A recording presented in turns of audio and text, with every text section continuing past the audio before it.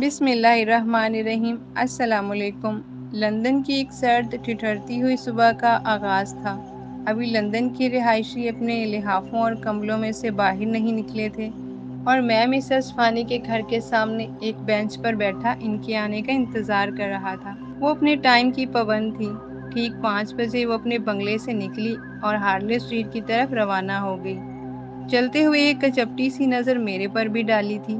میں بھی ان کے تعاقب میں روانہ ہو گیا۔ وہ بہت آرام سے چل رہی تھی، میں بھی ان کے پیچھے تھا۔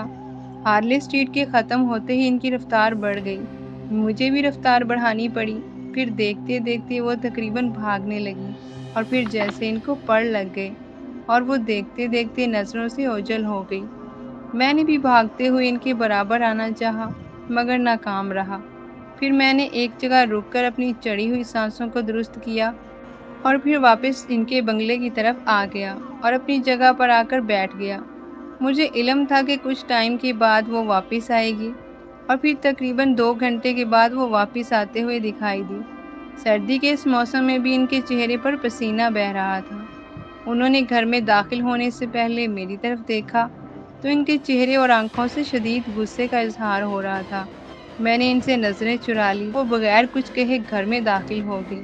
ایسا کئی دن سے ہو رہا تھا۔ میں کئی دن سے مسز فانی کا پیچھا کر رہا تھا کہ یہ صبح صبح کہاں جاتی ہیں، مگر میں ناکام رہا۔ دیکھنے میں نرم نازک سی اس فانی میں جیسے کوئی طاقت بھری تھی کہ میرے جیسا جوان لڑکا بھی ان کا تعاقب نہیں کر سکتا تھا۔ قارئین کرام، میرا نام جابر بن یوسف الہادی ہے۔ میں مصر کا رہنے والا ہوں۔ آج کل پڑھائی اور کچھ کاروباری معاملات کی وجہ سے اپنے چچا یعقوب الہادی کے پاس لندن میں مقیم ہوں۔ مسز فانی کا بنگلہ ہمارے گھر کے ساتھ ہی ہے۔ مسز فانی ایک پراسرار کردار کی مالک ہیں۔ دیکھنے میں انتہائی خوبصورت، سر و قد، غزالی آنکھیں، انتہائی چست اور سمارٹ جسم، چاندی جیسی رنگت اور لمبے بالوں کی مالک فانی ایران نژاد لگتی ہیں اور وہ اپنے گھر میں ایک بوڑھے چچا کے ساتھ رہتی ہیں۔ یہ آس پاس پڑوس میں نہ تو کسی سے ملتی ہیں اور نہ ہی کبھی کوئی ان سے ملنے آتا جاتا ہے، جیسے ان کا کوئی نہیں ہے دنیا میں۔ ان کو کبھی کہیں جاتا بھی نہیں دیکھا جاتا۔ بس یہ صبح صبح کہیں جاتی ہیں اور جب واپس آتی ہیں تو پسینہ اور تھکاوٹ سے چور ہو رہی ہوتی ہیں۔ رات کو 12 بجے ان کی خوابگاہ سے نیلے رنگ کی روشنی جلتی نظر آتی ہے اور کمرے میں سے بین بجنے کی آواز سنائی دیتی ہے، جو کہ 2 گھنٹے جاری رہتی ہے اور پھر 2 بجے وہ بند ہو جاتی ہے اور روشنی بجھ جاتی ہے۔ مسز فانی کے اس رویے اور حالات کو جاننے کے لیے میں نے صبح صبح ان کا تعاقب کرنے کی کوشش کی تھی مگر ناکام رہا تھا۔ آج مسز فانی کے رویے کو دیکھ کر میں نے کل سے ان کا تعاقب بند کرنے کا فیصلہ کیا کہ کہیں یہ میری شکایت پولیس یا چچا کو نہ کر دیں، اور میں اپنے کام میں مشغول ہو گیا۔ یہ کوئی اس واقعہ کے 2 دن بعد کا واقعہ ہے کہ رات کے 10 بج رہے تھے۔ چچا اور ان کے گھر والے رات کا کھانا کھا کر اپنے اپنے کمروں میں سونے کے لیے جا چکے تھے۔ میں بھی اسٹڈی روم میں بیٹھا پڑھ رہا تھا کہ دروازے کی گھنٹی بجنے کی آواز سنائی دی۔ میں نے سوچا اس ٹائم کون آ سکتا ہے، پھر گھنٹی بجی جیسے کوئی بہت جلدی میں ہو۔ میں دروازے کی طرف بڑھ گیا، اتنے میں پھر گھنٹی بج اٹھی۔ میں نے دروازہ کھولا تو میرے سامنے مسز فانی اپنی تمام تر حشر سامانیوں کے ساتھ موجود تھیں۔ ان کے چہرے پر پریشانی اور گھبراہٹ کے آثار تھے۔ مجھے دیکھ کر وہ بولی کہ میں اس وقت آپ کو ڈسٹرب کرنے پر معذرت چاہتی ہوں، مگر میرے چچا کی حالت خراب ہو گئی ہے، ان کو ہسپتال لے کر جانا ہے، اس لیے ان کو میری ضرورت ہے۔ میں نے جلدی سے دروازے کو بند کیا اور ان کے ساتھ روانہ ہو گیا۔ ان کے گھر میں جا کر میں نے اندر سے گھر کا جائزہ لیا۔ گھر اندر سے بہت پرتعیش تھا، جس میں مسز فانی کے ذوق کا اندازہ ہو رہا تھا۔ میں نے ان کی مدد سے ان کے چچا کو اٹھایا اور نیچے آ کر ان کی گاڑی میں بٹھایا اور ہسپتال کی طرف روانہ ہو گئے۔ میں نے راستے میں ان کو تسلی دی، مگر ایک بات مجھے بہت حیران کر رہی تھی کہ ان کے چچا اندھے تھے اور کسی طرح بھی ان کے چچا نہیں لگ رہے تھے، کالے کلوٹے، بوڑھے نابینا۔ مگر میں نے پوچھنا گوارا نہیں سمجھا اور ہسپتال آ گئے۔ ڈاکٹروں نے ان کو ہسپتال میں ایڈمٹ کر لیا اور ہم انتظار گاہ میں بیٹھ گئے۔ وہاں میں نے ان کو تسلی دی کہ کچھ نہیں ہوتا، وہ ٹھیک ہو جائیں گے۔ اس دوران کوئی بات نہیں ہوئی میرے اور ان کے درمیان۔ تقریباً آدھے گھنٹے بعد ڈاکٹر نے آ کے بتایا کہ اب وہ ٹھیک ہیں اور پھر وہ مطمئن ہوئیں۔ تھوڑی دیر بعد انہوں نے مجھے جانے کی اجازت دے دی اور کہا کہ مجھے گھر تک چھوڑ کے آتی ہیں، مگر میں نے انکار کر دیا اور ان کے چچا کے پاس جا کر ان کی خیریت دریافت کی۔ اب وہ ہوش میں تھے اور پھر میں گھر کو روانہ ہو گیا۔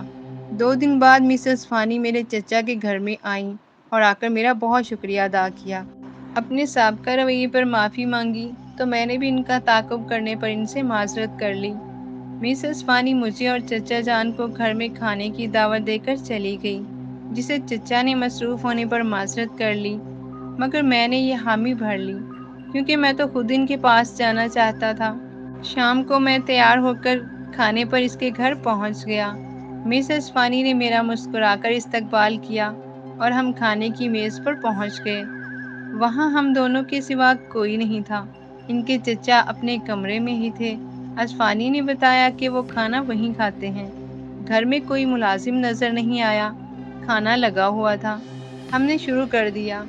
کھانا بہت ہی لذیذ تھا۔ میرے پوچھنے میں بتایا کہ وہ گھر کے کام خود کرتی ہیں اور کھانا بھی خود بناتی ہیں کیونکہ گھر میں زیادہ افراد تو ہیں نہیں۔ کھانے کے دوران وہ میرے بارے میں پوچھتی رہیں۔ میں نے ان کے بارے میں پوچھا تو انہوں نے بات ٹال دی۔ کھانے کے بعد قہوہ پیا گیا، پھر میں نے ان سے اجازت لے کر واپس آ گیا۔ ہمارے درمیان دوستی کی فضا بن چکی تھی۔ پھر رفتہ رفتہ ہمارے بیچ ملاقات ہونے لگی۔ اس طرح وقت گزرتا گیا اور میری دلچسپی اب محبت کی طرف بڑھ رہی تھی، مگر اصفہانی محتاط تھی۔ وہ صرف دوستی کی حد تک رہنا چاہتی تھی، مگر ایک دن میں نے ان سے اظہار کیا تو وہ خاموش ہو گئیں اور کوئی جواب نہیں دیا۔ پھر کچھ دن بعد میں نے پھر اپنی محبت کا اظہار کیا تو انہوں نے انکار کر دیا۔ میں ایک خوبصورت عرب نوجوان ہوں۔ عربوں کی وجاہت، فصاحت، بلاغت کا مالک ہوں۔ یونیورسٹی کی لڑکیاں مجھ پر مرتی تھیں۔ میں ایک دراز قد، خوبصورت اور مضبوط جسم کا مالک ہوں۔ اگرچہ اصفہانی انتہائی خوبصورت تھی، مگر میں بھی کسی طرح اس سے کم نہیں تھا۔ مجھے اس کا انکار بہت گراں گزرا اور میں اس سے ناراض ہو گیا۔ 2 دن میں اصفہانی سے نہیں ملا تو وہ خود آئیں۔ اس نے مجھے اگلے دن گھر بلایا۔ میں اگلے دن کام سے فارغ ہو کر اصفہانی کے گھر روانہ ہو گیا۔ وہ میرا انتظار کر رہی تھی اور مجھے لے کر ڈرائنگ روم میں آ گئی اور مجھے بیٹھنے کو بولا اور خود کچن میں چلی گئی۔ وہاں سے 2 کپ چائے کے لے کر آ گئی۔ چائے پینے کے دوران اس نے مجھ سے پہلے معذرت کی اور بولی، جابر، آپ میرے بارے میں کیا جانتے ہیں جو مجھ سے شادی کرنا چاہتے ہیں؟ میں نے کہا کہ مجھے اس سے محبت ہو گئی ہے اور مجھے کچھ نہیں جاننا۔ تو وہ بولی کہ میں آپ کو کچھ حقیقت بتانا چاہتی ہوں۔ میں وہ نہیں ہوں جو آپ کو نظر آ رہی ہوں۔ آپ پہلے میری حقیقت جان لیں۔ میں آپ کو بتانا چاہتی ہوں، جو کہ میرے اور خدا کے علاوہ کوئی نہیں جانتا۔ میں نے اس سے کہا کہ میں تیار ہوں، آپ بتاؤ۔ اس نے اپنا کپ ختم کیا اور دونوں کپ لے کر کچن میں چلی گئی۔ تھوڑی دیر بعد وہ میرے سامنے آ کر بیٹھ گئی۔ دنیا کا ایک حسن میرے سامنے بیٹھا تھا۔ اس نے اپنے یاقوتی ہونٹ کھولے اور بولی، سنو جابر، میں جو بتانے جا رہی ہوں وہ تمہاری توقعات سے بہت اوپر کی بات ہے، جو کہ میں نے کسی کو نہیں بتائی، مگر آج اپنا راز افشاں کر رہی ہوں۔ تم خاموشی سے سنتے جاؤ۔ میں ایران کے ایک شہر کی رہنے والی ہوں۔ میرا نام شیراز ہے۔ میں لڑکی نہیں، ایک لڑکا تھی۔ میری ماں بچپن میں ہی وفات پا گئی تھی۔ میں اپنے ماں باپ کا اکلوتا بیٹا تھا۔ ماں کی وفات کے بعد بابا جان نے دوسری شادی نہیں کی اور میری پرورش ماں بن کر کرنے لگے۔ وہ ایران کے سرکاری ادارے کے ملازم تھے۔ گھر کے حالات اچھے تھے۔ بابا بھی اکیلے تھے۔ ان کا ایک چھوٹا بھائی تھا جو کہ آوارہ گردی کرتا رہتا تھا۔ کئی سال بعد اور کبھی کبھی وہ بابا کو ملنے آتا تھا۔ میں اسکول میں پڑھتا تھا۔ ایسے دن گزر رہے تھے کہ اچانک ایک رات بابا کی طبیعت خراب ہو گئی۔ میں 11 سال کا تھا۔ میں نے ساتھ والے ماموں کی مدد سے بابا کو ہسپتال پہنچایا، مگر بابا ہسپتال میں وفات پا گئے۔ میری تو دنیا ہی اندھیر ہو گئی تھی۔ میرا تو کوئی نہیں تھا۔ ماں تو پہلے ہی جا چکی تھی اور اب بابا بھی۔ میں بے ہوش ہو گیا۔ جب ہوش آیا تو سب ختم ہو چکا تھا۔ بابا کی تدفین ہو چکی تھی۔ ساتھ والے عبدالچچا مجھے گھر لے آئے۔ میں صدمے کی وجہ سے ہوش میں نہیں تھا۔ کچھ دن بعد میں نے اسکول جانا شروع کر دیا۔ میں عبدالچچا کے ساتھ رہنے لگ گیا تھا۔ وہ ہمارے ہمسائے تھے۔ میرا کھانا پینا اور دوسری ضروریات وہ دیکھتے تھے۔ ایک دن میرے چچا گھر آ گئے۔ بہت عجیب و غریب حلیے کے مالک میرے چچا کو جب پتہ چلا کہ میرے بابا وفات پا گئے ہیں تو مجھے گلے لگا کر خوب رونے لگے۔ میں بھی رونے لگ گیا۔ پھر انہوں نے مجھے چپ کروایا اور دلاسا دیا کہ اب میں ہوں، تم پریشان نہ ہو۔ پھر میرے چچا میرے ساتھ میرے گھر میں رہنے لگ گئے۔ کھانا باہر سے لے آتے تھے۔ چچا بہت عجیب شخصیت کے مالک تھے۔ سارا دن کمرے میں گھسے پتہ نہیں کیا کیا کرتے رہتے تھے۔ رات کو غائب ہو جاتے تھے۔ 2 دن تک نہیں آتے تھے۔ ایک دن جب میں اسکول سے واپس آیا تو چچا گھر میں تھے۔ وہ خوش نظر آ رہے تھے اور بازار سے مزے مزے کے کھانے لے کر آئے تھے۔ ہم نے اکٹھے کھانا کھایا اور پھر چچا نے مجھ سے کہا کہ وہ میرے ساتھ کچھ بات کرنا چاہتے ہیں۔ میں ان کے پاس بیٹھ گیا۔ وہ مجھے کہنے لگے کہ پوری دنیا میں میرے علاوہ ان کا کوئی نہیں ہے۔ وہ چاہتے ہیں کہ میں اب ترقی کروں اور دنیا میں نام کماؤں اور ایک بہترین زندگی گزاروں۔ اس کے لیے وہ ایک کام کرنا چاہتے ہیں جس کے لیے ان کو میری مدد چاہیے۔ اس سے ان کے پاس بے تحاشا دولت آ جائے گی اور وہ بہت اچھی زندگی گزاریں گے۔ میرا بھی ان کے سوا کوئی نہیں تھا، اس لیے میں نے حامی بھر لی۔ تو انہوں نے کہا کہ میں اپنی تیاری کر لوں، ہم صبح سفر پر روانہ ہوں گے۔ میں نے اپنے کپڑے اور کچھ چیزیں ایک تھیلے میں رکھ لیں۔ صبح صبح ہم نے گھر کو تالا لگایا اور روانہ ہو گئے۔ چچا کی منزل ہسپتال تھی۔ ہم سفر کرتے منزلیں مارتے ہسپتال پہنچ گئے۔ چچا کی رہائش شہر سے دور ایک ویران سی جگہ تھی جو کہ کوئی مندر سا لگتی تھی جہاں ہمارے علاوہ کوئی نہیں تھا۔ چچا نے مجھے وہاں آرام کرنے کے لیے بولا اور خود کہیں چلے گئے۔ کافی دیر بعد ان کی واپسی ہوئی۔ ان کے پاس کھانے کے سامان سے بھرے تھیلے تھے۔ ہم نے کھانا کھایا اور آرام کے لیے لیٹ گئے۔ اگلے دن چچا نے مجھے پاس بٹھایا اور بولے کہ بیٹا، جو کام ہم کرنے جا رہے ہیں میں نے اس کام کے لیے اپنی ساری زندگی بتا دی ہے، مگر ہم اس کو کر گئے تو ہم دنیا کے امیر ترین انسان ہوں گے۔ میں نے کہا چچا، میرے علاوہ آپ کا کوئی نہیں ہے اور میرا بھی، اسی لیے میں آپ کے ساتھ ہوں، جیسا آپ کہیں گے میں کروں گا۔ چچا بہت خوش ہوئے اور مجھے سینے سے لگا لیا۔ پھر چچا نے مجھے کھانے میں بہت عجیب سی جڑی بوٹیاں دینا شروع کر دی۔ شروع میں تو کھائی نہیں جاتی تھی، مگر پھر میں کھانے کا عادی ہو گیا۔ چچا سارا دن غائب ہوتے، شام کو آتے تو ان کے پاس یہ جڑی بوٹیاں ہوتی۔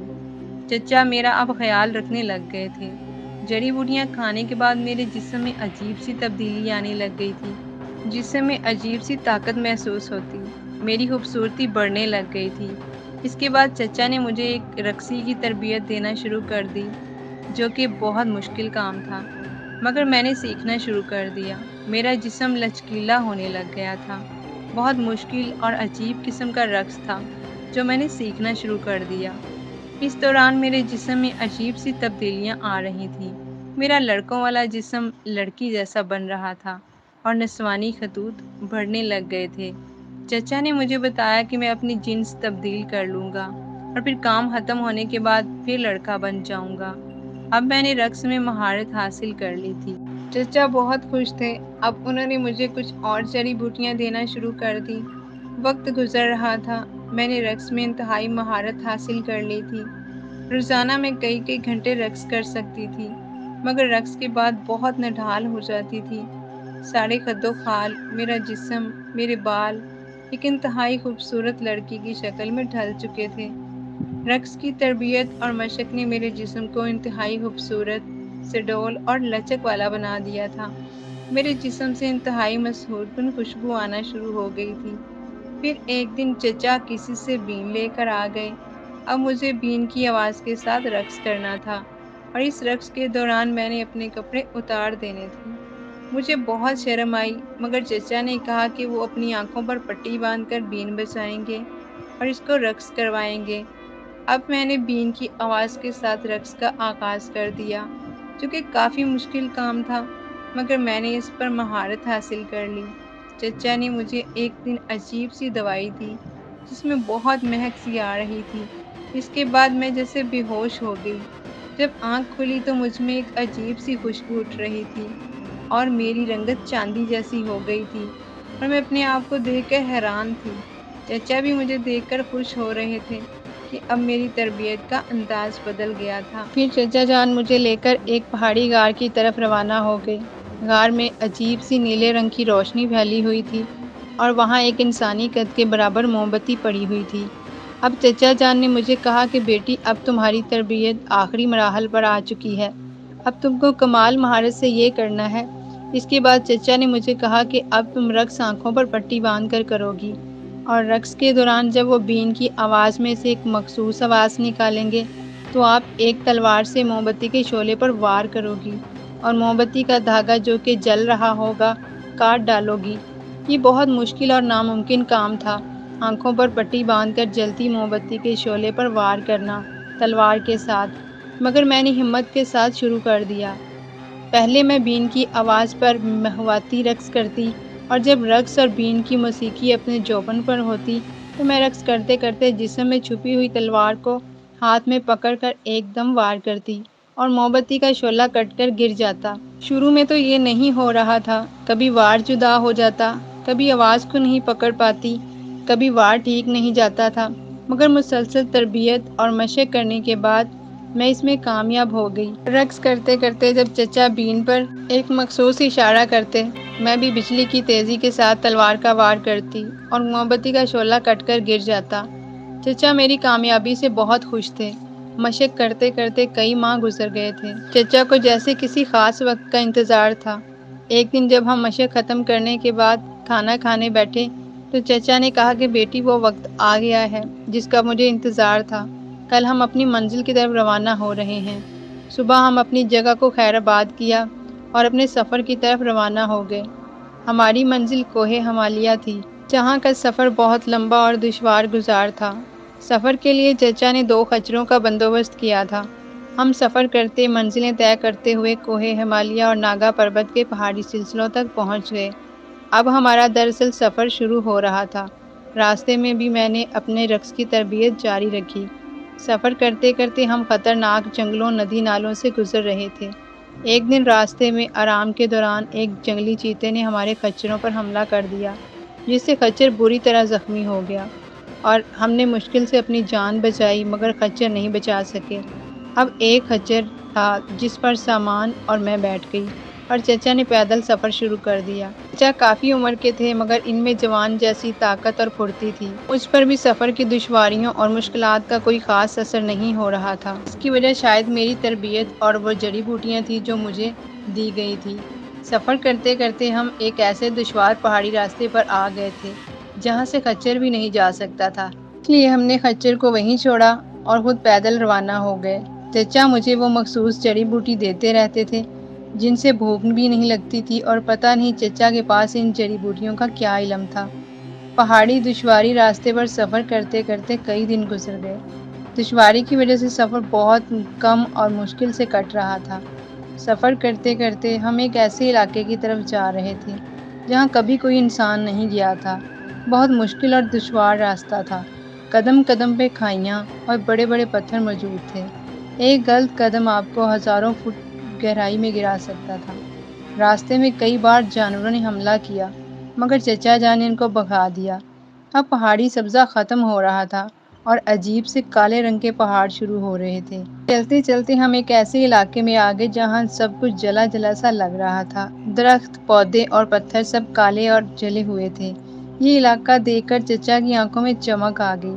چچا مجھے لے کر ایک پہاڑی کوہ میں بنے غار میں آ گئے اور مجھے آرام کرنے کو کہا، اور تھیلے میں سے مجھے کھانے کو بھنا گوشت اور میوہ جات دیے اور خود بھی کھانے لگ گئے۔ کھانے کے بعد وہ مجھے بولے کہ اب ہم اپنی منزل کے قریب ہیں، اور ان کی منزل کوہ ہمالیہ ایک ایسے پہاڑی سلسلے میں بنا ہوا ناگ مندر ہے جہاں تک آج تک کسی انسان کے قدم نہیں پہنچے۔ کھانا کھانے اور آرام کرنے کے بعد چچا نے کہا کہ اب ہمیں چلنا چاہیے۔ چچا مجھے لے کر آگے بڑھ گئے۔ ہر طرف جلی ہوئی جھاڑیوں اور پتھروں کے علاوہ کچھ نہیں تھا۔ فضا میں عجیب سی مہک تھی۔ سفر کرتے کرتے رات ہو گئی۔ ہم نے رات وہیں ایک پہاڑی پتھر کے پاس کاٹی۔ صبح ہم پیدل چل پڑے۔ پھر ہم ایک ایسے علاقے میں پہنچ گئے جو کہ سارا سفید ہو رہا تھا۔ پتھر، پہاڑ سب سفید تھے، مگر وہاں کوئی درخت، کوئی سبزہ، کچھ نہیں تھا۔ سب سفید رنگ کے پتھر اور پہاڑ تھے، جیسے چونے کے بنے ہوں۔ وہ علاقہ دیکھ کر چچا کی خوشی دیدنی تھی۔ چچا مجھے ایک پہاڑی کے اندر لے گئے اور مجھے کہا کہ آج سے 2 دن بعد وہ رات آنے والی ہے جو کہ کئی 100 سال بعد آتی ہے۔ پھر چچا نے مجھے کہا کہ اب مجھے وہ کام بتانے والے ہیں جو میں نے کرنا ہے اور جس کے لیے انہوں نے یہ سب کیا ہے۔ انہوں نے کہا کہ بیٹی، یہاں سے کچھ دور ایک پہاڑی کے اندر سانپوں اور ناگوں کے مہاراجا مہاناگ کی رہائش ہے، جو کہ انتہائی طاقتور اور پراسرار طاقت کا مالک ہے۔ کئی 100 سال بعد ایک ایسی رات آتی ہے جب وہ اپنی رہائش گاہ سے نکل کر چاندنی رات میں اپنی ناگرانی سے ملن کرنے آتا ہے۔ آج سے 2 دن بعد وہ رات آ رہی ہے۔ اس رات جب وہ باہر آئے گا تو میں بین لے کر تمہارے ساتھ اس غار میں جاؤں گا۔ جیسے ہی وہ تم کو ناگرانی سمجھ کر تمہارے پاس آئے گا، میں بین بجانا شروع کر دوں گا اور تم نے رقص شروع کر دینا ہے۔ ناگ راجا رقص اور بین کی آواز میں مدہوش ہو کر جب پوری طرح سے ملن کے لیے تیار ہوگا تو وہ انسانی شکل میں آ جائے گا۔ تب میں بین کا اشارہ دوں گا تو تم نے تلوار سے اس کی گردن کاٹ دینی ہے، مگر یہ کام انتہائی مہارت اور چابک دستی سے کرنا ہوگا۔ اگر ذرا سا بھی شک ناگ راجا کو ہوا تو ہم دونوں کو مار ڈالے گا۔ میں نے کہا کہ چچا، اس کو پتہ کیسے چلے گا کہ ناگرانی غار میں آئی ہے؟ تو چچا نے کہا کہ میں نے اپنی جڑی بوٹیاں جو تم کو کھلائی ہیں، جن کی وجہ سے ناگرانی کے جسم سے اٹھنے والی خوشبو تمہارے جسم سے آنے لگی ہے۔ میں نے کہا کہ اس کی ناگرانی آ گئی تو؟ چچا نے کہا کہ وہ نہیں آئے گی اور اس کی آنکھوں میں مت دیکھنا۔ 2 دن بعد صبح چچا نے کہا کہ تیار ہو جاؤ، آج رات ہماری زندگی کا فیصلہ کرے گی۔ چچا نے مجھے پھر سے سب سمجھایا اور آرام کرنے کے لیے کہا۔ شام ہوتے ہوئے چچا نے مجھے ایک شربت پینے کو دیا جس میں بڑی پیاری سی مہک آ رہی تھی۔ شربت پینے کے بعد مجھ پر ایک نشہ سا طاری ہو گیا اور مجھے اپنا وجود ایک دم ہلکا سا لگنے لگا تھا۔ رات ہوتے ہی ہم باہر آ گئے اور چچا مجھے لے کر غار سے نکل پڑے۔ نکلنے سے پہلے چچا نے مجھے ایک باریک سا لباس دیا تھا اور ایک تیکھی سی تلوار جو میں نے اپنے جسم کے ساتھ باندھ لی۔ اسی لباس میں میرے سارے جسمانی خطوط عیاں تھے۔ ہم جو آگے بڑھ رہے تھے، آگے سارا راستہ پتھر سفید رنگ کے نظر آ رہے تھے، جیسے ان پر چونا پھیر دیا ہو۔ چچا نے بتایا کہ یہ ناگ راجا کی زہریلی سانسوں کا اثر ہے۔ ہم نے اگر اس کا توڑ نہ کھایا ہوتا تو ہم بھی فوری مر جاتے۔ چاند اپنے جوبن پہ تھا، اس کی روشنی میں ہم سفر کر رہے تھے۔ اچانک سامنے ایک بہت بڑے غار کا دھانا نظر آیا۔ چچا نے کہا کہ یہ ناگ محل کا راستہ ہے جہاں آج تک کوئی انسان نہیں آ سکا۔ ہم دونوں اس غار میں داخل ہو گئے۔ غار بھی سارا سفید رنگ کا تھا۔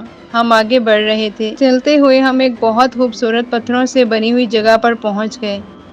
اچانک دور سے سیٹی کی آواز سنائی دی۔ چچا نے کہا کہ ہوشیار ہو جاؤ، تمہاری خوشبو ناگ راجا نے محسوس کر لی ہے اور وہ آ رہا ہے۔ میرے بدن سے بہت ہی مدہوش کن خوشبو آ رہی تھی۔ سیٹی کی آواز بھاری بھرکم انجن جیسی ہو گئی تھی، جیسے کوئلے والا انجن ہوتا ہے۔ فضا میں گرمی محسوس ہو رہی تھی اور ایک نیلے رنگ کی روشنی ابھر کر آگے آ رہی تھی۔ پھر ناگ راجا نمودار ہوا۔ چچا بھاگ کر ایک پتھر کے پیچھے چھپ کر بیٹھ گئے۔ میں نے دیکھا کہ ایک سفید رنگ کا بہت موٹا سانپ جس کے سر پر تاج تھا میری طرف بڑھ رہا تھا۔ میں پتھر کا بت بن کر اس کو دیکھ رہی تھی۔ سانپ نے آ کر میرے قریب کنڈلی مار لی اور بیٹھ گیا۔ اس کے سفید جسم پر سرخ رنگ کی دھاری بنی ہوئی تھی۔ تاج کا رنگ سنہرا تھا۔ ناگ مجھے دیکھنے لگا۔ اچانک چچا نے بین بجانی شروع کر دی۔ غار میں نیلے رنگ کی روشنی پھیل گئی۔ ناگ نے زور سے پھنکار کر چچا کی طرف دیکھا اور میرا رقص شروع ہو گیا۔ ناگ میری طرف متوجہ ہو گیا۔ بین پورے جوش سے بج اٹھی تھی اور میں نے اپنا طوفانی ناگن رقص شروع کر دیا۔ ناگ راجا میرے جسم سے اٹھنے والی خوشبو، بین کی مدھر آواز اور میرے طوفانی رقص سے وہ بھی مدہوش ہو رہا تھا اور اس نے بھی جھومنا شروع کر دیا۔ جو بین کی آواز تیز ہو رہی تھی، میرا رقص بھی طوفانی ہو چکا تھا اور میرا بدن پسینے سے بھر گیا تھا۔ میں نے اپنا سارا زور رقص پر لگا دیا تھا۔ ناگ راجا پوری طرح مست ہو چکا تھا۔ رقص کرتے ہوئے میں نے اپنا لباس اتار دیا اور پوری جان رقص پر لگا دی۔ بین کی آواز کا جادو بول رہا تھا۔ ناگ راجا پوری طرح مست ہو چکا تھا اور جھوم رہا تھا۔ اچانک جھومتے جھومتے وہ اوپر اٹھنے لگا اور میرے قد کے برابر کھڑا ہو گیا۔ پھر اس کا فن بدلنے لگا اور وہ انسانی چہرے میں آنے لگا۔ ایک انتہائی خوبصورت مرد کا چہرہ میرے سامنے تھا۔ گردن سے نیچے وہ ناگ تھا۔ اس کی خوبصورت آنکھوں میں بلا کی کشش تھی۔ مجھے چچا کی بات یاد تھی، میں نے اپنی آنکھیں بند کر لی اور اپنا رقص جاری رکھا۔ ناگ راجا جھوم رہا تھا، اس کی پھنکار تیز ہو رہی تھی۔ میرا رقص اپنے جوبن کے آخری مراحل میں تھا۔ اچانک چچا نے بین کی آواز کو کم کر دیا۔ آواز کے کم ہوتے ماحول پہ چھایا تاثر بدلا۔ ناگ راجا نے ناگواری اور غصے سے چچے کی طرف دیکھا تھا اور چچا نے بین کی آواز سے مخصوص اشارہ کیا اور میں نے پلک جھپکتے ہی تلوار کے وار سے ناگ راجا کی گردن اڑا ڈالی۔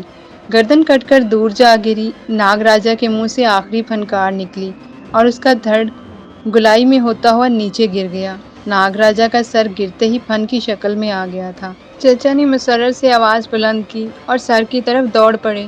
میں بھی دھڑام سے نیچے گر گئی۔ میرے جسم کا انگ انگ ٹوٹ چکا تھا۔ میں نے اپنی زندگی کا سب سے خطرناک اور تیز رقص کیا تھا۔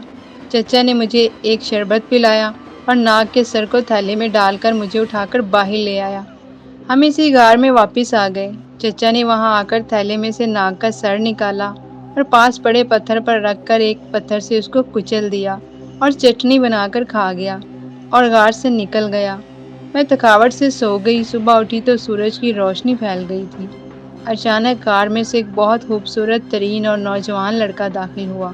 میں نے اس کو دیکھ کر حیران ہو گئی کہ یہ کون ہے اور اس سے پوچھا کہ وہ کون ہے اور میرے چچا کہاں ہیں، تو اس نے بہت زور کا کہکا لگایا اور بولا کہ میں ہی تمہارا چچا ہوں اور ناگ راجا کا سر کھا کر میں نے اس کی طاقت حاصل کر لی ہے۔